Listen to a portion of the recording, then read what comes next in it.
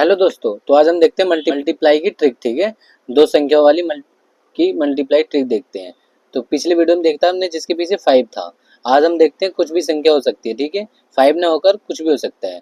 तो मैं स्टेप लिख के लाया हूँ, उस स्टेप में हम इनको क्वेश्चन कर सकते हैं आसानी से, मतलब इनको मल्टीप्लाई कर सकते हैं। फर्स्ट स्टेप में देख रहा है राइट संख्या का वर्ग करना है, स्क्वायर करना है। ठीक है, फिर देखना है आपस वाली संख्याओं को मल्टीप्लाई करके 2 से गुना कर देना है, और लास्ट में लेफ्ट वाली संख्या का वर्ग करना है।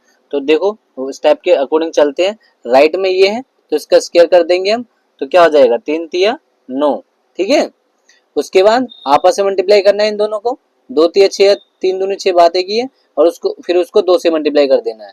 2 तिया 6 इंटू 6 को 2 से किया 6 दूना 12। ठीक है, 12 का 2। ठीक है, हम कैरी लिख देंगे क्योंकि लास्ट में हम उसको ऐड करके लिख देंगे। ठीक है, जो भी दो संख्या यहाँ आए तो भी कैरी जाएगा, यहाँ आया तब भी 2 कैरी जाएगा अगर 2 संख्या आती है।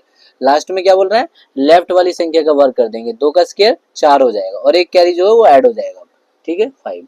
तो 529 क्या हो जाएगा, 23 गुना 23 529 हो जाएगा। ठीक है, हम आगे देखते हैं, एक जल्दी से क्वेश्चन कर लेते हैं कोई सही।